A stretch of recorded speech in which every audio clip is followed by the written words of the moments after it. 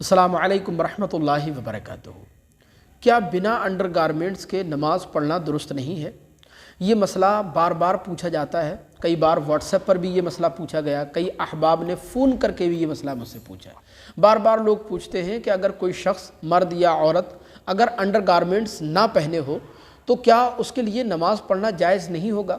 بہت سی خواتین، بہت سی عورتیں بھی اس مسئلے میں کنفیوژن کا شکار ہیں۔ وہ یہی سمجھتی ہیں کہ بغیر انڈر گارمنٹس کے نماز پڑھنا ان کے لیے جائز نہیں ہے۔ دیکھیں، اسی لیے میں بار بار آپ سے کہتا ہوں کہ خدا کے لیے آپ خود بھی دین کا علم حاصل کیجئے، اپنے بچوں کو بھی دین پڑھائیے، خود بھی دین پڑھیے، اپنے بچوں کو بھی دین کا علم حاصل کرائیے، کیونکہ بغیر دین کی جانکاری، بغیر دین کا علم حاصل کیے آپ غلط سلط سنے سنائے مسائل پر عمل کرنا شروع کر دیتے ہیں، اور اس کا نتیجہ پھر یہ نکلتا ہے کہ بعض اوقات غلط مسائل پر عمل کرنے کی وجہ سے انسان گنہگار بھی ہوتا ہے۔ اس لیے خدا کے لیے آپ دین کو صحیح معنوں میں صحیح طور پر سمجھنے کی کوشش کیجیے، اور دین کی صحیح ترجمانی کے لیے، قرآن و حدیث کی روشنی میں صحیح مسائل جاننے کے لیے آپ ہمارے اس چینل کو سبسکرائب کر کے ضرور رکھیں۔ انشاءاللہ وقتاً فوقتاً آپ کو اس کے ذریعے رہنمائی حاصل ہوتی رہے گی۔ دیکھیں، بنا انڈر گارمنٹس کے نماز پڑھنا جائز ہے یا نہیں ہے، اس مسئلے کو سمجھنے کے لیے یہ بات سمجھنا بیحد ضروری ہے کہ مرد اور عورت کا ستر عورت کیا ہوتا ہے۔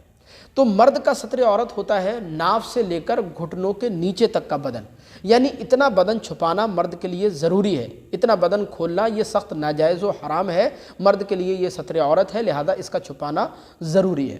بغیر اس کو چھپائے نماز پڑھنا درست نہیں ہے۔ اور عورت کا ستر عورت جو ہے وہ سر کے بالوں سے لے کر قدموں تک، پیروں تک جو سارا بدن، وہ عورت کا ستر عورت ہے۔ سارے بدن کا چھپانا عورت کے لیے لازم اور ضروری ہے، سوائے تین مقامات کے: ایک چہرہ، اور دوسرا ہاتھوں کی ہتھیلی، اور تیسرا قدم۔ ان تین مقامات کے علاوہ غیر محرم کے سامنے چہرہ بھی نہیں کھولنا چاہیے، وہ بھی جائز نہیں ہے۔ ان تین مقامات کے علاوہ سارا بدن عورت کے لیے چھپانا ضروری ہے، اس لیے کہ یہ ستر عورت ہے۔ لہذا اب پورے بدن کا چھپانا ضروری ہے، تو اب پورا بدن چاہے آپ کسی چیز سے بھی چھپائیں، چاہے آپ چادر اوڑھ کر چھپا لیں، اپنے کپڑوں کے ذریعے چھپا لیں، کوئی شال وغیرہ اوڑھ کر کے چھپا لیں، پورا بدن آپ کا چھپنا ضروری ہے، چاہے کپڑا کوئی بھی ہو۔